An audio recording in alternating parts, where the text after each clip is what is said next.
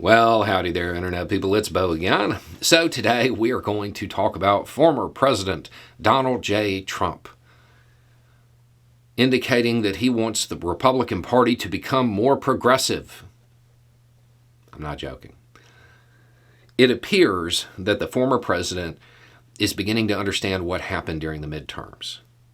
And he is going out of his way to distance himself from the causes of what happened during the midterms and to try to affix blame within the Republican Party. He's realizing portions of what we've been talking about on this channel for months. So, what did he say? He tweeted this out on his little make-believe Twitter.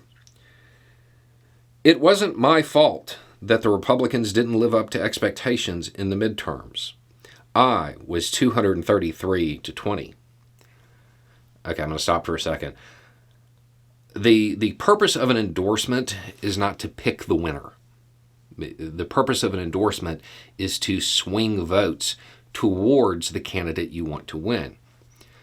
When you endorse a candidate that is already slated to win, that really doesn't mean anything. And that's what the bulk of his wins are. Picking Republicans in heavy red areas.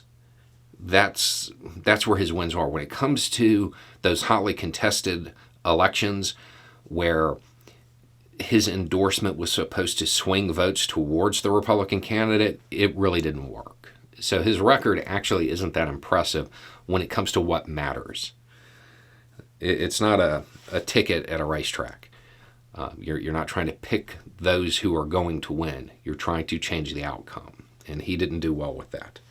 Anyway, back to what he said. It was the abortion issue, in quotation marks, poorly handled by many Republicans, especially those that firmly insisted on no exceptions. Blah, blah, blah, blah. He goes on. That lost large numbers of voters. Also, the people that pushed so hard for decades against abortion got their wish from the U.S. Supreme Court and just plain disappeared, not to be seen again. Yeah, I mean, and then it also says, plus Mitch, stupid, dollar signs. I don't know what that means. Okay. So, the people who were adamant for this policy change, they pushed for it for decades and then they disappeared. I mean, that's partially true. There were a lot of people who were very active in this regard who disappeared. Do you know when they disappeared? During the pandemic because of his faulty leadership. But aside from that, it was never popular. It wasn't popular. The Republican Party adopted that platform decades ago. And they didn't keep up with the times.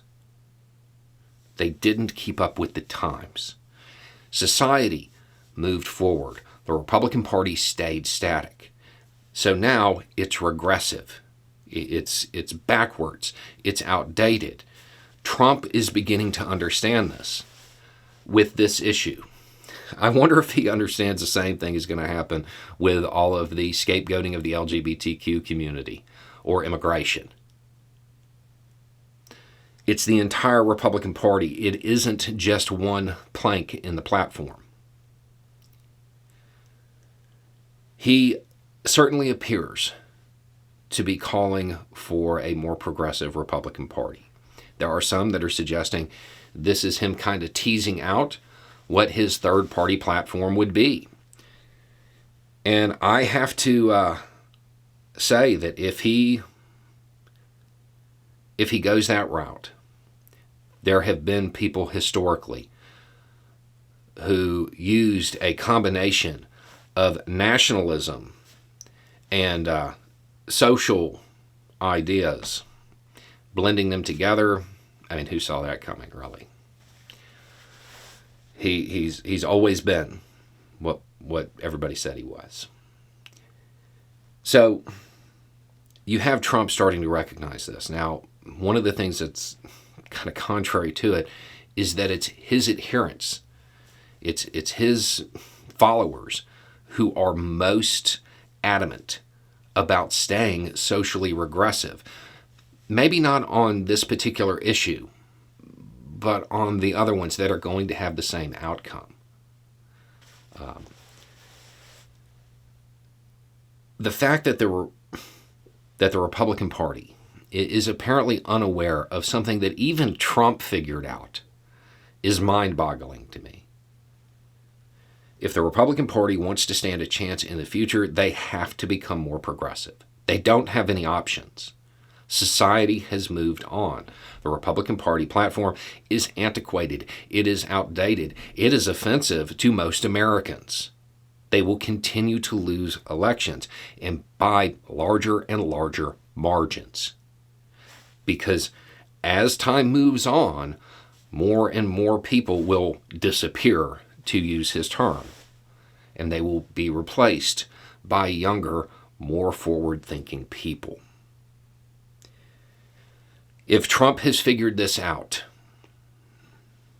I would imagine that the rest of the Republican Party isn't far behind. It's important to remember, as positions evolve from the politicians here, it's important to remember that for them, the positions don't matter. It's about maintaining a group of people to kick down at. If they find out that kicking down at women isn't as, inspiring as it used to be to their base, they will move on to another target.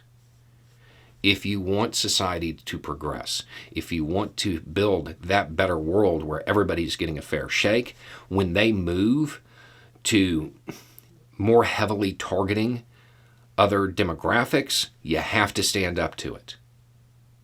You can't look the other way. You can't continue to vote for an R without looking at the policy. They're going to come after your friends next. They're going to lean even more heavily into going after the LGBTQ community, because while they have recognized this problem when it comes to family planning, it doesn't look like they've recognized it when it comes to other issues.